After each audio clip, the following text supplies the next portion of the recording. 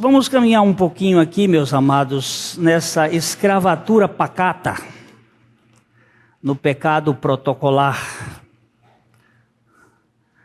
É uma coisa assim que às vezes a gente não presta atenção. Vamos ler juntos o João capítulo 8, verso 34. Replicou-lhes Jesus: em verdade vos digo, todo o que comete pecado é escravo do pecado. Do ponto de vista etimológico, pecar é errar a pontaria, isto é, não acertar no alvo. Numa concepção jurídica do fato, o pecado seria uma infração do código divino, gerando delito e culpa. Enquanto na avaliação teológica o pecado é o modus vivendi autônomo e apartado de Deus. Alguém sugeriu que o pecado é a declaração de independência de Deus feita pelo homem. Então aqui, 3 aspectos do pecado, da palavra pecar, pecado. Errar o alvo. Caim é um nome interessante, aquele que, esticado, a flecha não cai no lugar certo. Errar o alvo, errar o objetivo.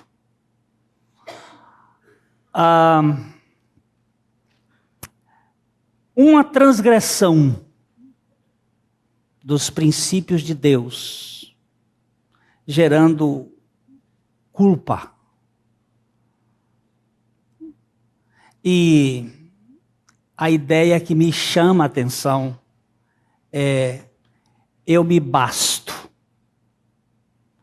eu me dirijo, eu me governo. Autodeterminação.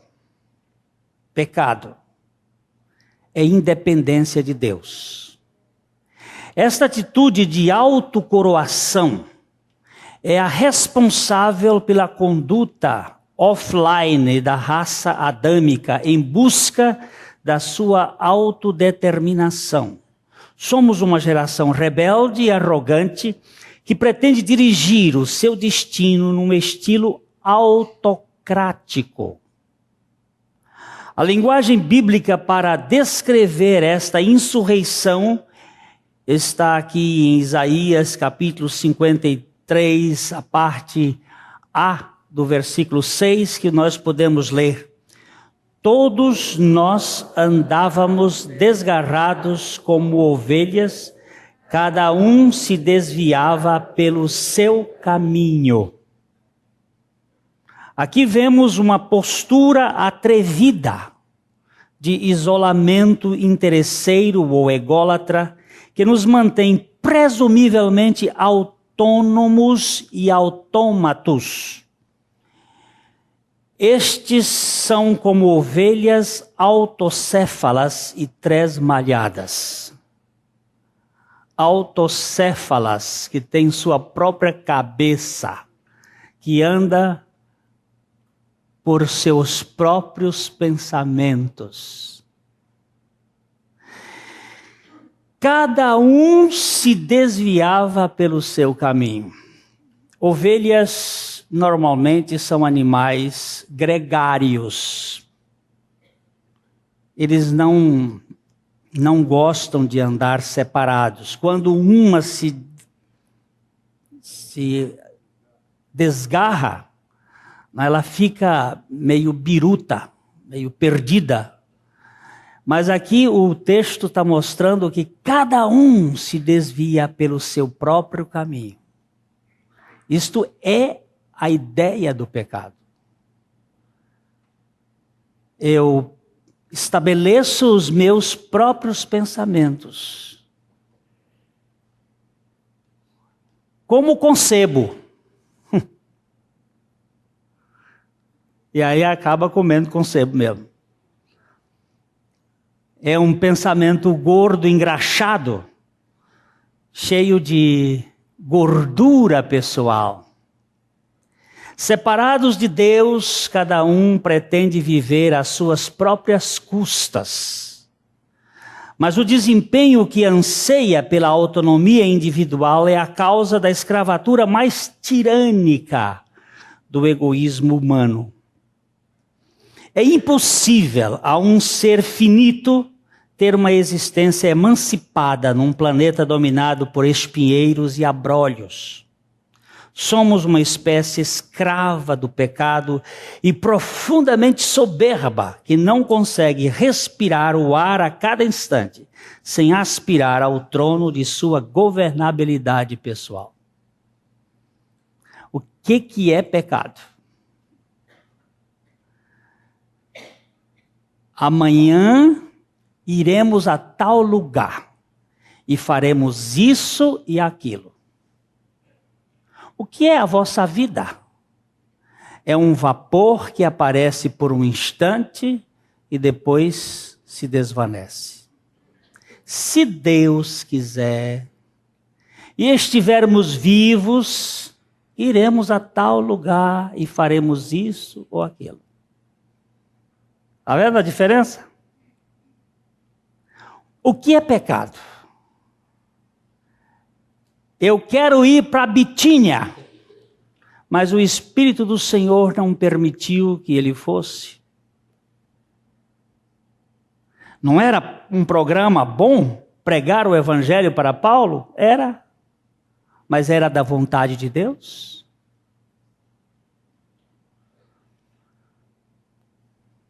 Não matarás. É um mandamento de Deus. Deus diz ao rei Saul: você vai agora e mate os amalequitas.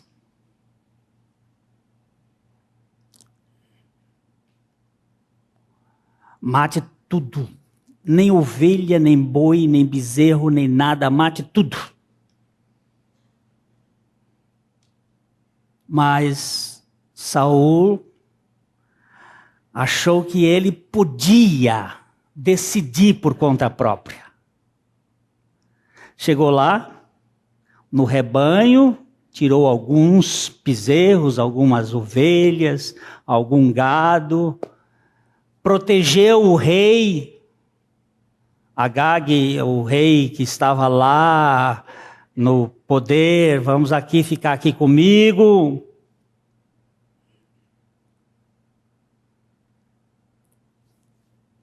Certo? Errado. Quando o profeta Samuel chega lá no arraial, escuta o berro das ovelhas, pergunta: o que é esse balido?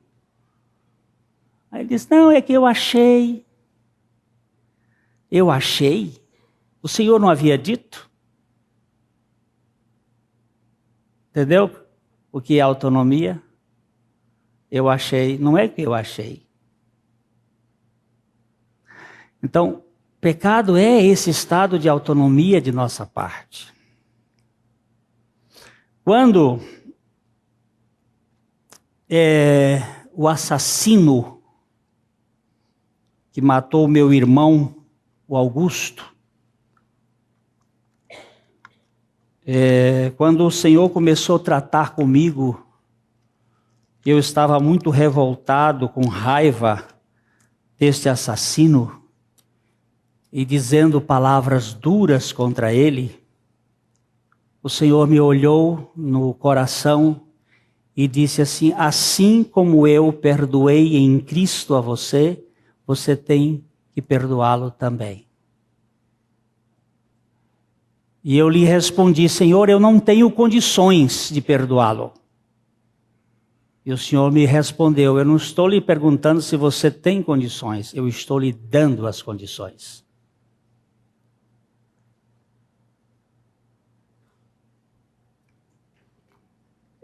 Eu não tenho opção, meu irmão.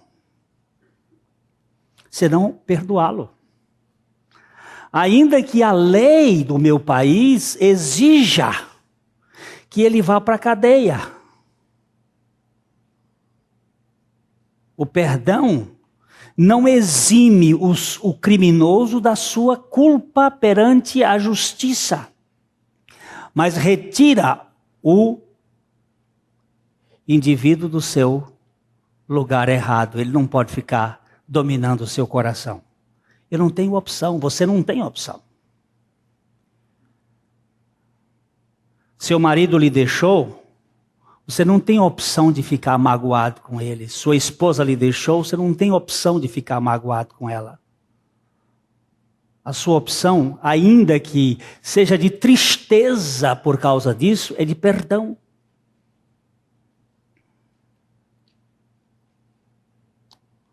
Porque a palavra de Deus diz, perdoai-vos uns aos outros, assim como Deus em Cristo nos perdoou. Então, essa ideia de governar a nossa vida por nossa própria conta é o responsável por muita coisa desordem no nosso ser. Eu não tenho o direito, não tenho autonomia de fazer o que eu quero. Porque você me contrariou, eu agora desisto de tudo? Não tem outra alternativa. A oração é o recurso espiritual que melhor identifica a nossa necessidade da direção divina. Aquele que mantém uma comunhão íntima com Deus demonstra dependência dele, enquanto a escassez na oração evidencia uma arrogante autonomia. Não é o conhecimento sobre Deus, mas o relacionamento com a Trindade que confirma a nossa filiação e a afinidade na família de Deus. O que vai identificar melhor uma pessoa que está dependendo de Deus? É o seu espírito de oração.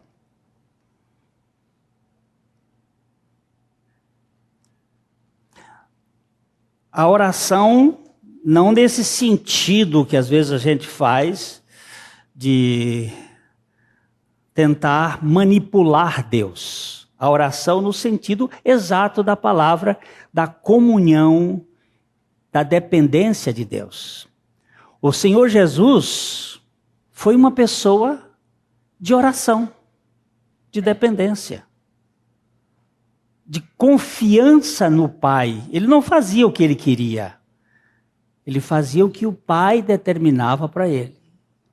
Por isso ele vivia na busca da vontade do Pai. Você se lembra que na sua grande crise, aquela crise de alma que ele sofreu, ele disse, se possível, passa de mim este cálice. Mas não é o que eu faço, não é o que eu quero, é o que tu queres que eu estou atrás. Buscando a vontade do Pai.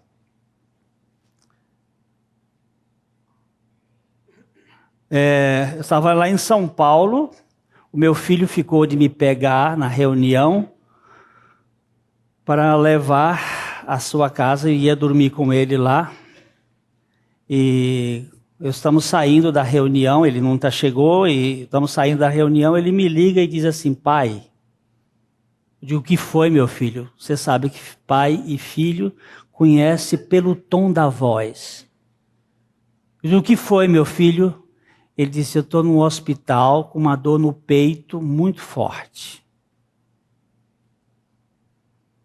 Aí a perna vai lá embaixo, a adrenalina sobe, aquela coisa, e eu disse, agora pai, sou eu contigo. Porque não tem outro lugar para você ir. Mas não é nessa crise que deve ser a nossa corrida.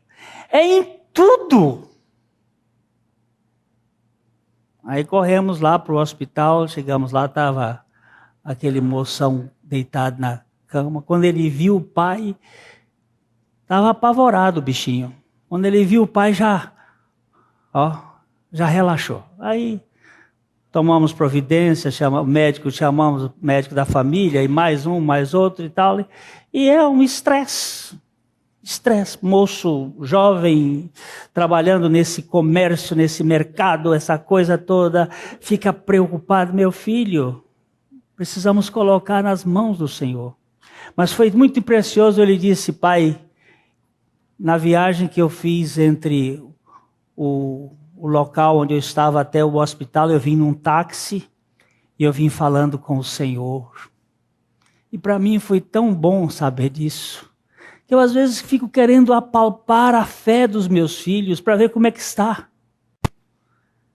E de repente uma crise faz ele dizer, e eu vim conversando com o Senhor e colocando minha vida nas mãos do Senhor, e a gente fica escutando e fica esperando a operação do Senhor e olhando para o Senhor, dizendo: o Senhor cuida de cada detalhe da vida deles. Porque nós temos às vezes uma tendência, se já ele estivesse batizado, se tiver isso, se tiver aquilo, então, e como é que está a vida dele? Senhor, eu preciso de Ti. Cada detalhe. Então, irmãos, eu fico aqui nesta oração. Aí fiquei com ele à noite, você vê como é que é. Ele tem uma cama de 2 metros de largura por 2 metros e 15, porque ele é grandão, mandou fazer uma cama grandona. E aí eu disse: eu vou dormir aqui no colchão, no chão, filho. Ele disse: não, deita aqui junto. Então ele deitado lá na cama e eu aqui. Quem disse que eu durmo? O tempo todo ele mexe, eu estou olhando. Ele mexe, eu estou olhando. E eu olhava e dizia: pai, mas está tudo bem. Até Deus me colocar diante dele e dizer: filho, eu estou cuidando. Eu estou cuidando. Não é você que vai cuidar dele, sou eu que vou cuidar dele. Então, irmãos, eu estou falando aqui de dependência, de oração. É importante que nós, na nossa finitude, na nossa fragilidade, estejamos colocando diante do Senhor. O pecado é, antes de tudo, a altivez teomânica de nossa autossuficiência. Mas, muitas vezes, essa ufania vem bem disfarçada em andrajos. Um mendigo esnobe é extremamente mais ameaçador para a relação saudável no corpo do que um príncipe regente governando no seu trono. A autoestima velada em modéstia, ou com modéstia, causa mais prejuízo do que um déspota em seu posto público. Por isso a obra de Cristo visa nos libertar de nossa autoconfiança em todas as suas manifestações. Você e eu não podemos confiar em nós mesmos, em nada. Nós não somos confiáveis. Nem a nossa humildade é confiável. Eu confio na minha fé. Por favor, por misericórdia, não confie não. Confie na fé que vem do Senhor, porque esta não sofre mudança, nem variação. Confie na graça de Deus. Essa teologia está muito em voga hoje na televisão. Ela foi formada dentro de um processo na cidade de Boston, onde está o grande templo da igreja da unificação, ou da igreja universal, em que a salvação é para todos. Presta atenção, a salvação não é universal, apesar dela ter sido em favor de todos, mas para que todo que crê experimente essa salvação. A coisa é muito sutil, mas a ciência cristã foi promotora desta confiança absoluta na própria fé. A teologia desta religião em que você confia na sua fé, foi desenvolvida muito nos Estados Unidos e hoje chegou no Brasil e nós temos aí. Vocês, por favor, saibam discernir. Não vamos botar rótulos em ninguém, mas saibam discernir as coisas. Aprendam a ouvir. Nem tudo que se diz em nome de Jesus é de Jesus. Ele mesmo disse, muitos me dirão naquele dia, Senhor, Senhor, não expulsamos, não fizemos maravilhas, não fizemos tanta coisa em teu nome, não profetizamos. E ele disse, mas eu nunca conheci vocês. Como é que nós vamos saber isto? É que vida cristã é dependência de Cristo. É dependência perfeita, absoluta. Eu tenho muito medo do meu próprio coração. E por isso que eu gosto muito do Lutero, quando ele disse, eu tenho mais medo do meu coração do que do Papa e todos os seus cardeais. Eu tenho que confiar somente em Cristo. A ênfase da mensagem do Evangelho é a morte do pecador com Cristo. Ora, se o pecado é a expressão egoísta da autocracia, a salvação é a operação da graça em nos fazer totalmente dependentes da suficiência de Cristo. Vamos ler juntos 2 Coríntios 5, 14 e 15. Pois o amor de Cristo nos constrange, julgando nós isto, um morreu por todos, logo todos morreram, e ele morreu por todos para que os que vivem não vivam mais para si mesmos, mas para aquele que por eles morreu e ressuscitou. Não vivam mais para si mesmos. Mas também não vivem mais para os outros. Não é nem autonomia, nem heteronomia. Não é autonomia viver para mim, nem heteronomia viver para o outro. Isto é humanismo. Mas viver para aquele é teonomia. É viver para aquele que por eles morreu e ressuscitou. O óbito de Cristo é a única trajetória onde orbita o extermínio da arrogância adâmica. É só na morte com Cristo que nós ganhamos a libertação de nós mesmos e dependência dele. Sem a morte do egoísmo juntamente com Cristo, não pode existir verdadeira comunhão no corpo de Cristo. O protocolo ritual do pecado visa a maximização dos desejos de reconhecimento e valorização de nossa personalidade. Ser mais, melhor e maior é a pior toxina para o adoecimento da alma ensimesmada. O inchaço do ego é a causa dos desconcertos em qualquer sociedade e agente das heresias nas fronteiras da igreja.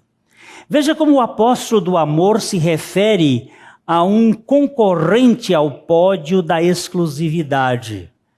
Em 3 João, verso 9, escrevi alguma coisa à igreja, mas Diótrefes, que gosta de exercer a primazia entre eles, não nos dá a acolhida. Olha como é que ele chama a atenção. Diótrefes gosta de exercer a primazia.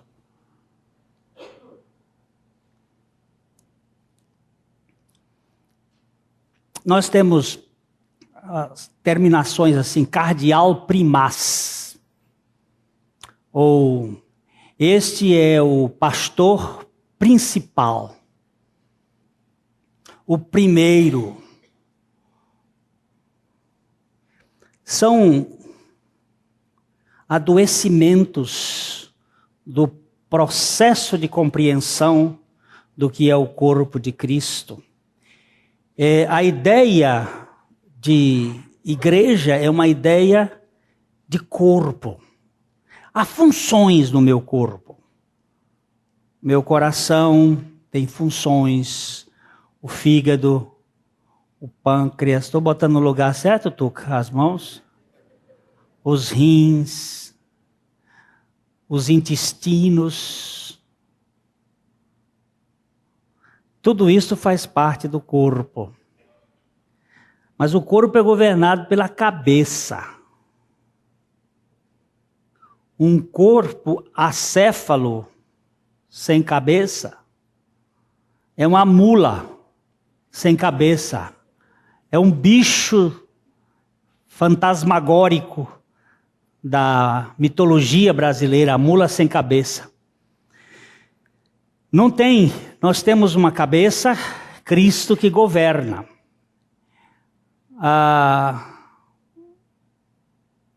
Provérbio latino dizia assim: mens-sana corpore sano.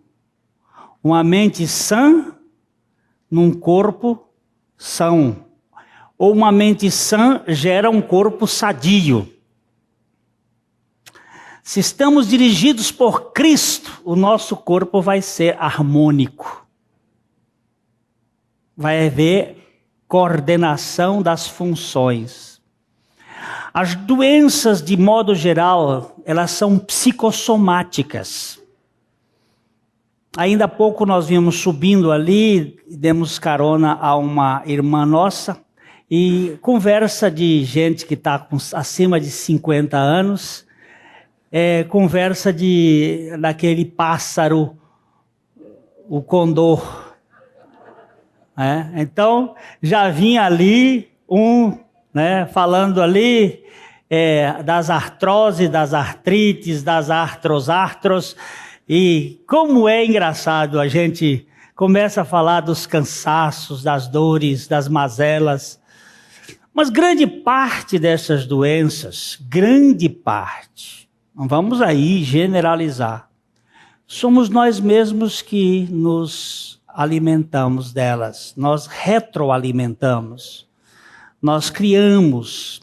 Isso até porque é uma lei que funciona para defesa. A gente vai cansando as pernas, mas não pode dizer que está ficando cansado. Aí você tem que... Você vê como é que é. A moça no aeroporto disse: vamos convidar os passageiros que tenham alguma deficiência, as mães de crianças, os que têm crianças, os acima de 60 anos. Aí ela olhou para mim e disse: os acima de 60 anos. Eu digo: muito obrigado pela sua gentileza. Mas isso é uma defesa. Eu estava querendo ir um pouquinho antes, porque a multidão era grande.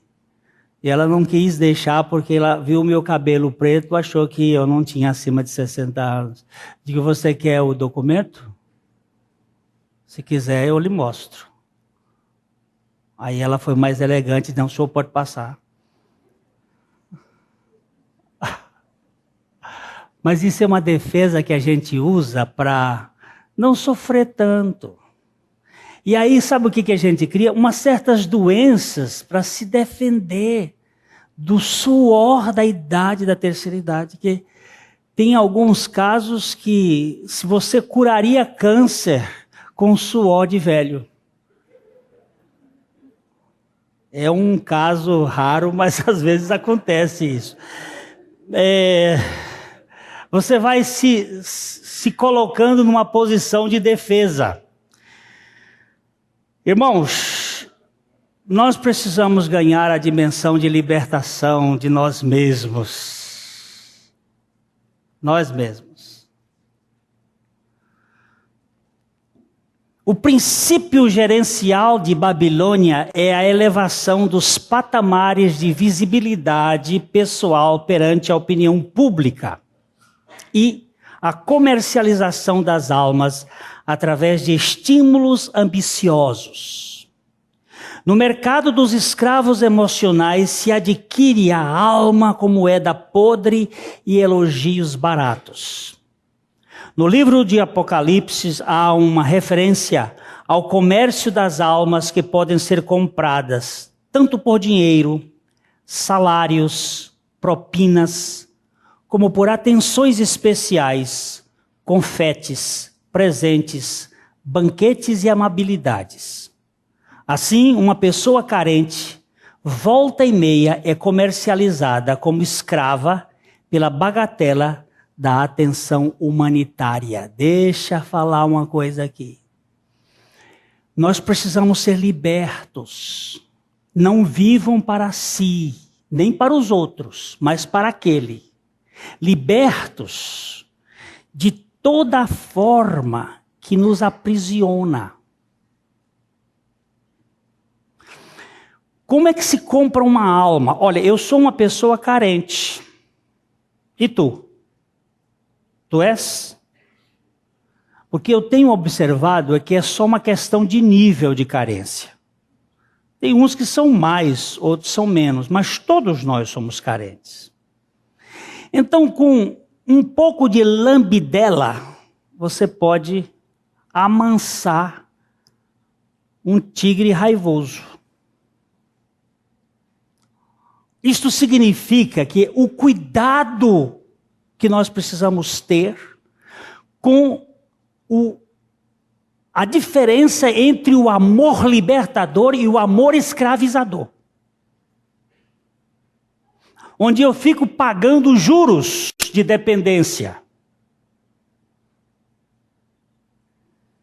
A obra de Deus, por isso que está chamada aqui escravatura pacata, do pecado protocolar. Às vezes eu me vejo sob júdice, sob governo de um dever. Por favor, entenda. No amor existe mais do que dever. Existe prazer em fazer as coisas. Mas nós muitas vezes fazemos por mero dever. E aí começa a prisão.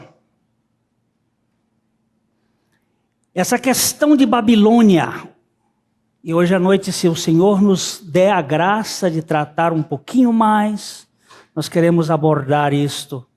Vinde às águas, vós que tendes sede. Vinde comprai sem dinheiro e sem preço, vinho e leite. O Senhor estava falando para os prisioneiros de Babilônia, que ele não fazia negócio com almas, ele aceita as pessoas incondicionalmente pela sua graça. Como todos nós somos indigentes emocionais, todos nós estamos sujeitos às normas de corretagem e às leis do comércio dos escravos.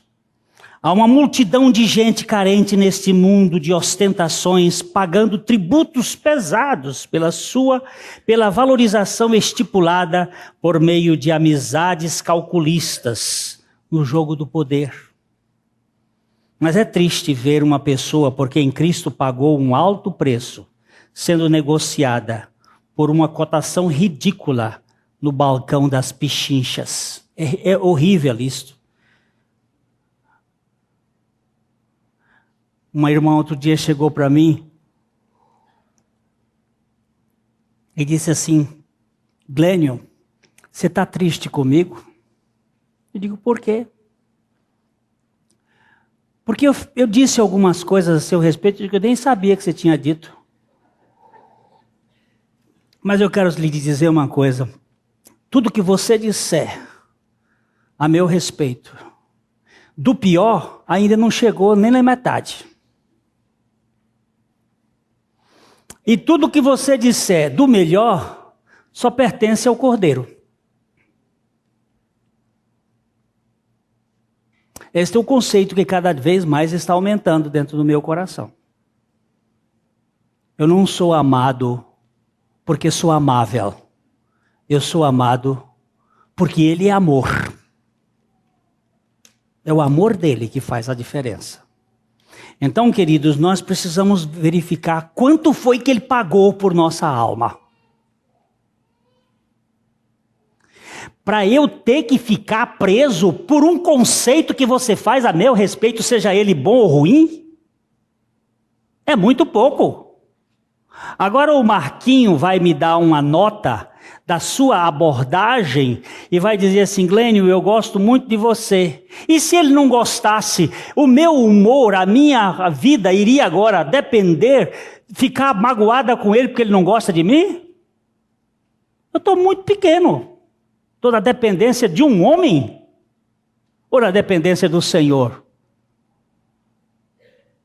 Se sua mãe e seu pai te abandonarem, o que acontece? O que acontece? O Senhor disse assim: eu te acolherei. E aí? Você perdeu qual a identidade? Do aqui e agora, mas você tem uma identidade eterna que não vai lhe acabar nunca.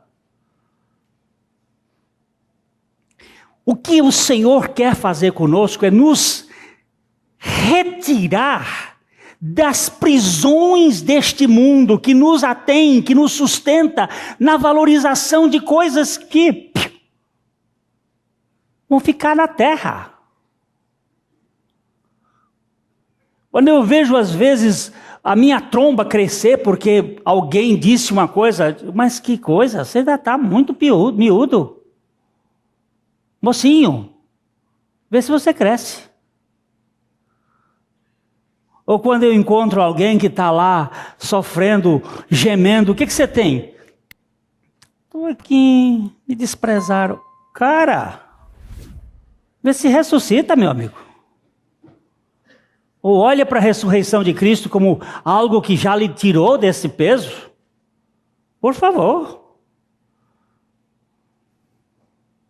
Satanás, usando a Pedro como seu porta-voz, queria retirar Jesus do caminho da cruz. Sua tática foi baseada numa estimativa humanista de valorização da personalidade, enchendo-o de direitos. O Senhor, porém, percebeu a sacada e rechaçou a proposta com veemência. Vamos ver o que o Senhor Jesus disse em Mateus 16, 23. Jesus, voltando-se, disse a Pedro: arreda, Satanás, tu és para mim pedra de tropeço, porque não cogitas das coisas de Deus, e sim das dos homens. Todas as vezes que você e eu estivermos cogitando das coisas dos homens, lembre-se que Satanás está por trás. Mexendo e provocando alguma coisa para a gente se envolver. A ênfase mais astuta do inferno é conquistar as pessoas mais necessitadas de atenção, com prestígios e considerações especiais. Irmãos, nós precisamos de atenções, mas não se venda por uma atenção. Nós precisamos de apoios, mas não se venda por um apoio. Lembre-se que você foi comprado por alto preço. O preço da redenção de uma alma é caríssimo. E só o Senhor pode pagar. Contudo, a mensagem do Evangelho é uma manifestação de libertação que não admite qualquer esquema de observância. Obrigado, meu irmão Renan. Obrigado, querido. Contudo, a mensagem do Evangelho é um manifesto de libertação que não admite qualquer esquema de subserviência. Ainda que o verdadeiro cristão seja um servo de Cristo em favor da sua igreja, ele nunca pode viver e servir em servilismo psíquico. Nenhum filho de Deus deve conviver com os outros neste mundo como um vassalo das manipulações humanistas. Você tem que ser livre. Você se lembra quando Jesus disse assim, quando alguém te obrigar a andar uma milha, não andou? Quando alguém te obrigar a andar uma milha, vai com ele 2. A segunda milha não é obrigada não. Onde é que você quer que eu vá agora? Você me obrigou a andar uma. A outra eu vou contigo, seja para frente ou seja para trás. Sem obrigação. Livre. Senhor, me liberta. Eu tenho orado assim. Me liberta de mim. Me liberta da opinião da minha esposa. Me liberta da opinião dos meus filhos. Estou começando de um cerco daqui para cá. Me liberta da opinião dos meus amigos. Me liberta da opinião dos meus inimigos. Me liberta, porque aí já incluiu todo mundo. Dos conhecidos.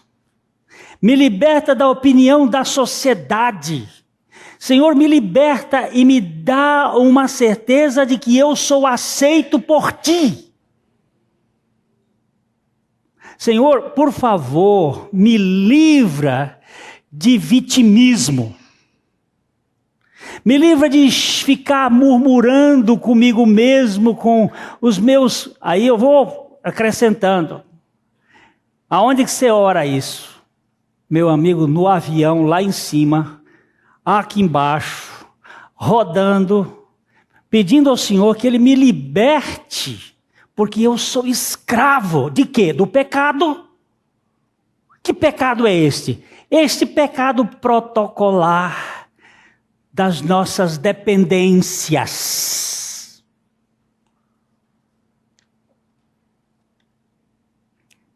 Precisamos ser livres das manipulações humanistas, das opiniões das passarelas. Sejam positivas, sejam negativas. Vocês estão me entendendo ou não? Eu estou falando grego? Não? A gente fala às vezes algumas metáforas, algumas figuras, mas não, por favor, eu estou entendendo, falando, eu preciso. Entendam isso. Eu não estou falando para ninguém. Eu preciso. Agora eu acredito que tu precisas também. Que nós precisamos ser libertos de todas essas avaliações que nos escravizam, para que nós possamos viver com mais frugalidade. Se quiser ver a palavra no dicionário Aurélio, deixo para você ver. Frugal. Não é? Você pode comer uma comida que é mais requintada, ou uma comida mais frugal, mais caseira, mais simples, mais, né? Menos complicada. Você pode imaginar, periodicamente eu peço lá em casa para a Luísa, a moça que trabalha conosco, fazer um dos quitutes mais preferidos do meu apetite.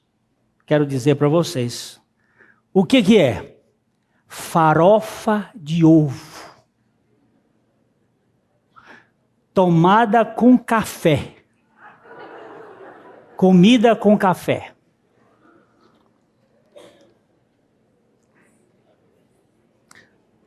Não precisa coisa melhor.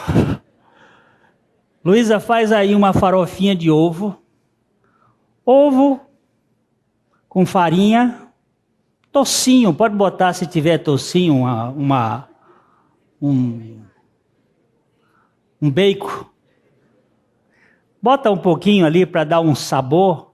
Se tiver cheiro verde, pode botar um cheiro verdezinho. Mas aquilo ali, aquela farofa de ovo e um cafezinho para você comer, molhando farinha, porque farinha seca é terrível. Então você come aquilo ali, que delícia! Ontem mesmo ela fez. Minha esposa já fala lá, ó, faz uma farofinha aí, e ela já pergunta, quer o café, Glênio? Ah, traz aqui. Irmãos, eu estou querendo dizer isso assim, a coisa simples na vida, frugal, uma vida menos complicada, uma vida mais singela, mais alegre. Ah, alguém me deu pimenta, coma pimenta. Arde, arde. É horrível, às vezes é. O Tatinho não está aqui, não. Um dia lá em casa, a dona Antônia, lá da chácara, ela me deu uma pimenta, mas é dessas pimenta macha. Essa pimenta que... o nome da pimenta é Scott Bennett. Até o nome da bicha é importado. E veio a pimenta lá em casa, e o Tatinho foi almoçar lá em casa um dia, e ele disse, tem uma pimenta aqui fêmea? Eu digo, tem uma macha. A pimenta é forte. Ele disse, pimenta para mim, não tem problema. Eu digo, essa pimenta é forte. Aí ele... Esse cara não vai longe, não. Aí ele, crau, quando ele... Eu vi quando ele botou a mão no prato e disse, ela é macha mesmo. E teve que ir pro banheiro. É forte. Eu nunca vi pimenta igual aquela. Comeu a pimenta? Louve a Deus pela pimenta que você comeu. Foi pimenta que lhe deram, não foi rapadura, não? Foi pimenta. Coma a pimenta e bata palmas. Louvado seja o Senhor. E pode ser que mais tarde, no final, vai ter uma sobremesa de morango com chocolate. Tenha um pouco de paciência, meu irmão. Uma comunidade em processo de cura não admite a permuta de afetos. O amor cristão é universal e sem discriminação. Não existe na casa do Pai nenhum filho singular ou de primeira classe. A reunião dos santos é a comunhão dos mendigos aceitos incondicionalmente pela graça, que vivem uns com os outros sem o imperativo da compensação. Mesmo que a reciprocidade seja uma condição essencial do amor cristão, ela nunca se manifesta como dever categórico ou troca de benefícios. Não existe capachismo nem agregados de favores no domicílio dos santos. Eu não sei receber favor. Eu não sei receber um presente. Eu sempre quero trocar. Estou começando a aprender. A gente, por educação, a gente deve ser grato e tudo. Mas eu estou falando aqui do perigo da escravatura. Eu recebo um jantar lá na casa do Tuca. Ele me convida, ele e a Renata, para ir jantar na casa dele. Aí eu já fico pensando, quando é que eu vou convidar o Tuca e a Renata para ir lá em casa comer um? Tem que haver essa reciprocidade, mas eu estou falando sobre a escravatura de ficar na dependência. Um cristão tem que jogar frescobol com outro cristão, mas não pode ficar dependente, dizendo o seguinte, se eu não fizer isto, eu fico devendo. Você está me entendendo que é uma questão de você ficar preso ao dever, à troca.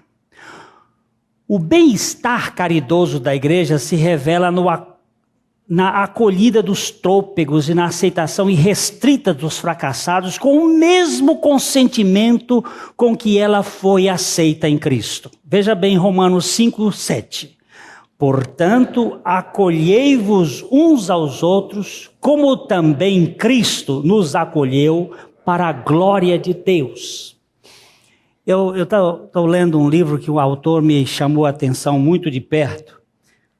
Deus não espera nada de mim.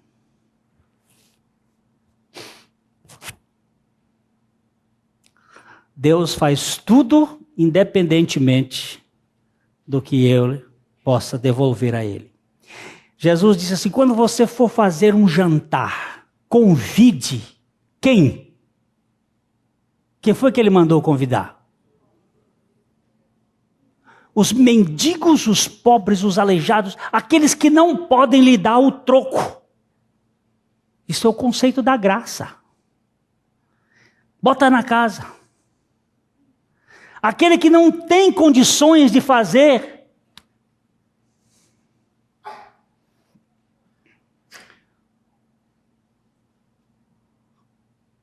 Tinha uma senhora aqui na nossa igreja que me deixava sempre muito encabulado. Muito encabulado. Frequentemente ela comprava mortadela, pães, uma sardinha, uma latinha de sardinha, e ela chegava e me dava de presente.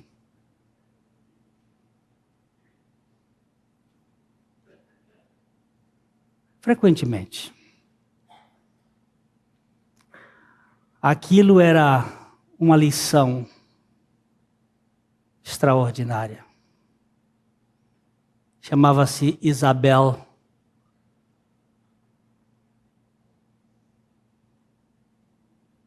Dona Isabel, com seus gestos de carinho. Não estava fazendo nada, ela estava demonstrando como é que é a graça.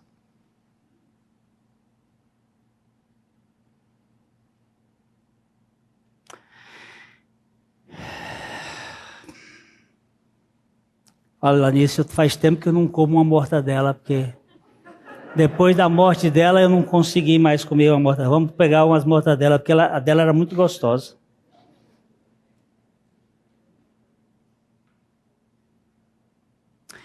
Ninguém até hoje foi aceito na igreja de Deus pelos seus méritos, nem permanece fiel pelas suas qualidades pessoais. Todos nós fomos aceitos exclusivamente pela graça e ficamos firmes só pela graça. Sendo assim, o cristão nunca tem falta do que precisa quando possui as insondáveis riquezas da graça de Deus em Cristo. Toda evolução espiritual é tão somente pela graça. Você e eu só vamos crescer pela graça de Deus. O estilo da igreja de Deus é parecido com o milagre do tanque de Betesda, a casa da misericórdia, sendo a congregação de todos os indigentes e indignos, mas aceitos irrestritamente pela suficiência de Cristo. Por isso, segundo Agostinho de Hipona, a suficiência dos meus méritos está em saber que os meus méritos não são suficientes. 2 Coríntios capítulo 3, 4 e 5. E é por intermédio de Cristo que temos tal confiança em Deus. Não que, por nós mesmos, sejamos capazes de pensar alguma coisa como se partisse de nós. Pelo contrário, a nossa suficiência vem de Deus. Aquele mendigo, aquele paralítico, aquele pobre homem que vivia há tantos anos na beira do tanque, esperando que alguém se lembrasse dele. Porque ele era paralítico, o cego ganhava dele, o surdo ganhava dele, os outros, o maneta ganhava, porque para paralítico ir até o tanque, o outro já chegou primeiro. O primeiro que chegava era curado e ele não ficava. E aí Jesus chega e faz uma pergunta, das perguntas mais descabíveis Queres ser curado?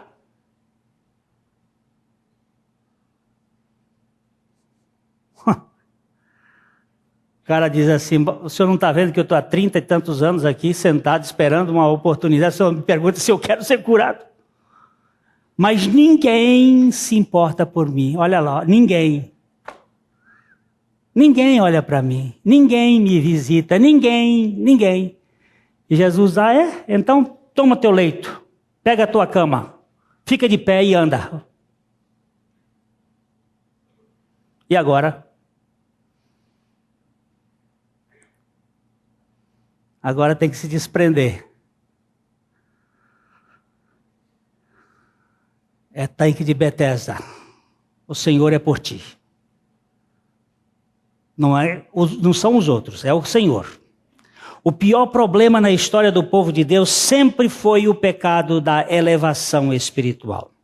No fundo do nosso ser, com frequência aparece um germe sutil de peculiaridade que acaba se inflamando em altiva demonstração de competência ou acata da importância pública. A grande maioria dos peregrinos sofre de um apetite exagerado por reconhecimento que termina gerando conflito e desencadeando um processo de divisão na convivência do povo de Deus. O pecado da singularidade é um dos mais difíceis de serem percebidos por nós. Além do que, a obra mais importante do diabo é levar-nos a ter um bom conceito de nós mesmos. Contudo, é apropriado considerar o que disse William Law sobre este assunto. Se o homem precisa gloriar-se de qualquer coisa como sua, deve fazê-lo em relação à sua miséria e ao seu pecado, pois nada mais do que isso é propriedade dele. Não há nada no espírito do homem que se oponha mais ao espírito de Deus do que essa atitude de excepcionalidade arrogante. Meu irmão, você só tem uma coisa, o seu pecado que é seu e a sua miséria. E Jesus veio buscar.